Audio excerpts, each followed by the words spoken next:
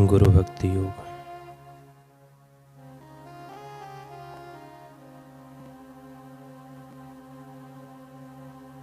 शिष्य का प्रथम पाठ है गुरु के प्रति आज्ञाकारिता। जो शिष्य अपने गुरु की आज्ञा मानता है वही अपनी स्थूल प्रकृति पर नियंत्रण पा सकता है। नम्रता, भक्ति भाव, निरंकारीपना आदि सब दिव्य गुण गुरु की आज्ञा का पालन करने से ही प्रकट होते हैं।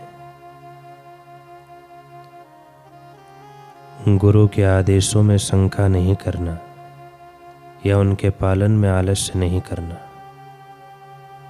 यही गुरु के प्रति सच्ची आज्ञाकारिता है।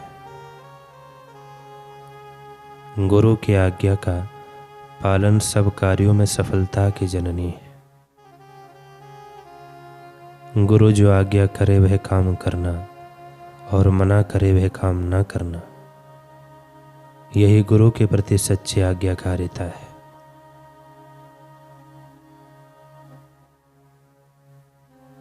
दंभी शिष्य गुरु की आज्ञा भय के कारण मानता है।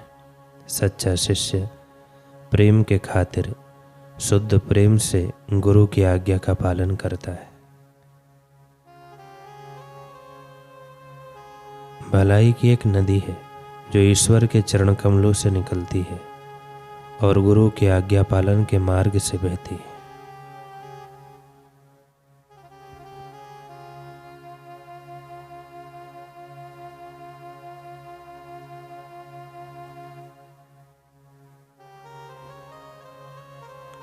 गुरु भक्ति योग की नींव गुरु के प्रति अखंड श्रद्धा में निहित है। शिष्य को समझ में आता है कि हिमालय की एकांत गुफा में समाधि लगाने की अपेक्षा गुरु की सेवा करने से वह उनके ज़्यादा सहयोग में आ सकता है। गुरु के साथ अधिक एकता स्थापित कर सकता है। गुरु को संपूर्ण बिन शर्ती आत्मसमर्पण करने से अचूक गुरु भक्ति प्राप्त होती है।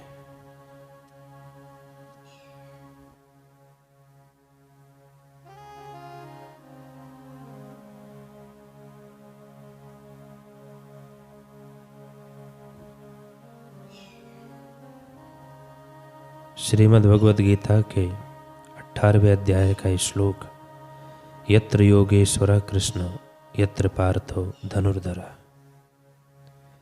यह श्लोक साधकों व शिष्य समाज को सफल आध्यात्मिक यात्रा का सूत्र दे रहा है। यहाँ भगवान श्री कृष्ण से पूर्व योगेश्वर शब्द का प्रयोग किया गया है। योगेश्वर अर्थात ईश्वर की निराकार सत्ता का साकार स्वरूप। जब वह परम शक्ति एक महान लक्ष्य को लेकर मानवता के पथ प्रदर्शक बनकर सद्गुरु या जगत गुरु रूप में अवतरित होती है तो वह योगेश्वर कहलाती है।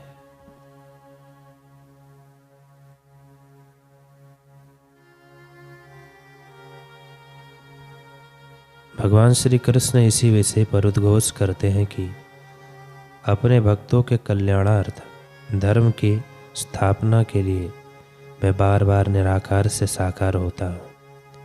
साकार रूप में विराजमान गुरु सत्ता का महिमा श्री कृष्ण का रहे हैं।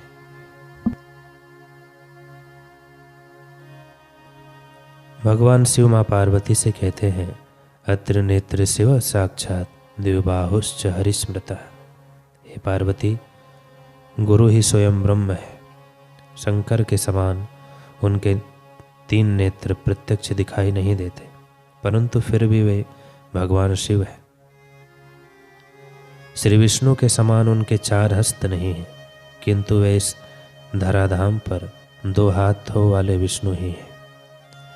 ब्रह्मा जी की भांति वे 4 मुखधारी भी नहीं हैं, परंतु फिर भी वे साक्षात ब्रह्मा है।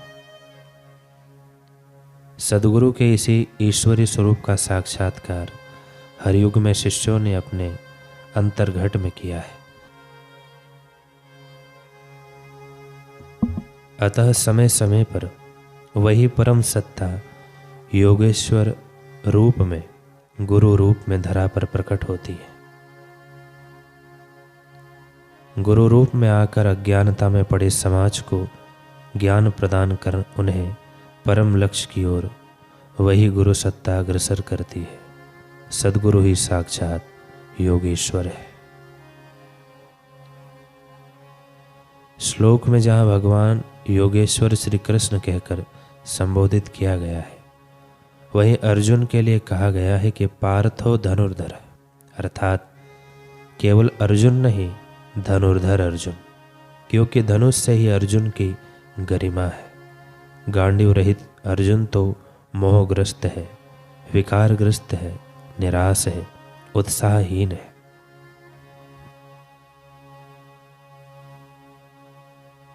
बिना युद्ध के ही पराजित है। अतः गांडीव से ही अर्जुन की शोभा है, परंतु वास्तव में यह अर्जुन है कौन?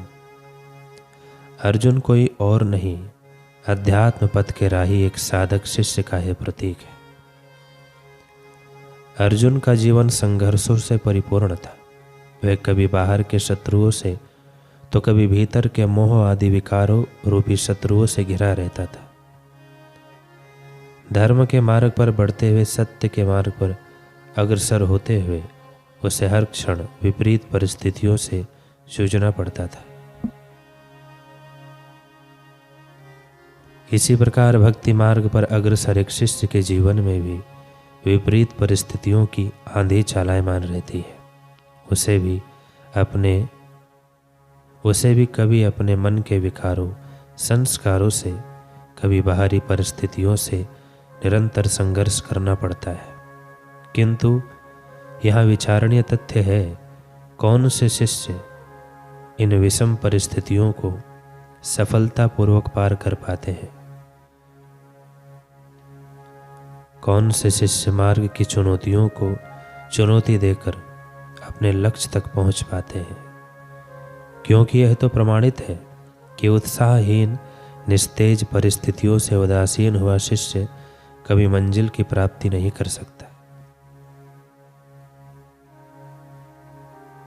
वह शिष्य जो प्रमादी व आलसी है, उसके जीवन में गुरु आज्ञा से अधिक मन और इंद्रियों का सुख ही महत्वपूर्ण है। उसके लिए विजय श्री का आलिंगन करना असंभव है।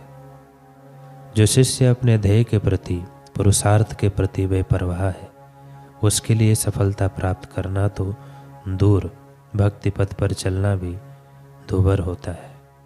परंतु आखिर क्यों एक शिष्य अपने कर्म के प्रति लापरवाह हो जाता है, अपने ध्येय के प्रति उदासीन क्यों हो जाता है, उत्साहहीन क्यों हो जाता है?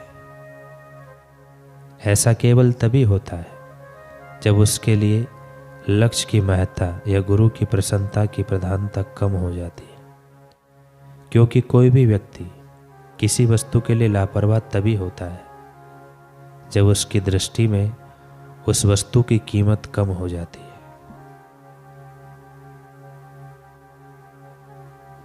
इस पक्ष को एक दृष्टांत के माध्यम से समझने का प्रयास करते हैं। एक व्यापारी था, उसे अपनी कलम भूल जाने की आदत थी। कहीं भी हस्ताक्षर के लिए कलम उपयोग में लाता तो वही टेबल पर ही भूल जाता।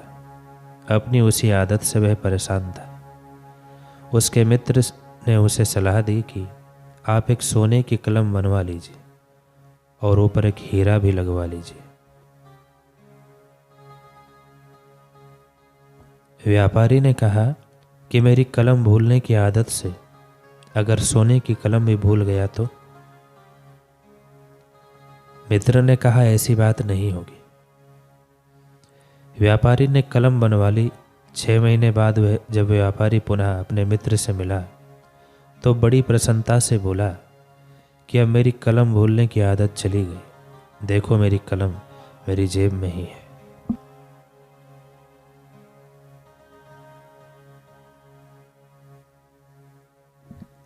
मित्र ने कहा, यह कमाल है कलम की कीमत का। तुम्हारी दृष्टि में अब यह कलम इतनी कीमती हो गई है कि तुम अनजाने में भी इसे नज़रअंदाज नहीं कर सकते हो, इसके प्रति लापरवाह नहीं हो सकते हो। लापरवाही भी वहीं आती है जहाँ वस्तु की कीमत कम हो जाती है। इसलिए एक शिष्य भी अपने धर्म के प्रति, अपने कर्म अर्थात सेवा साधना के प्रति तभी लापरवाह होता है जब उसके जीवन में इनकी कीमत कम हो जाती है। ऐसा शिष्य कभी अपने लक्ष्य को पूर्ण नहीं कर पाता। किंतु इस समस्या का समाधान है धनुर्धर पार्थ। धनुर्धर शब्द अर्जुन के पुरुषार्थ अथवा कर्मठता का परिचायक है।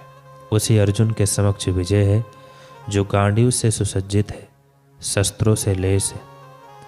एक शिष्य को भी विजय प्राप्त करने हेतु अपने शस्त्रों को धारण करना होगा। उसे कर्मशील व विभूतिवान बनना होगा। हर क्षण पुरुषार्थ में रत रहना होगा। राह की बाधाओं का, विपरीत परिस्थितियों का अपनी साधना के ओज से, गुरु की कृपा के ओज से डटकर सामना करना होगा। जब ऐसा गांडीवधारी अर्थात पुरुषार्थी शिष्य अपने योगेश्वर गुरु के दिखाए मार्ग पर सतत बढ़ता है तो सफलता को भी उसके कदम चूमने ही पड़ते हैं। ऐसे ही शिष्य को फिर सूरमा की उपाधि से अलंकृत किया जाता है। सींचते हैं कर्म भूमि को अपने पुरुषार्थ से, साधनारत रहते हैं नित्य भावना निस्वार्थ से। गुरु आज्ञाधर शीर्ष पर जो आगे बढ़ते जाते हैं वही तो भक्ति पथ के सूरमा कहलाते हैं।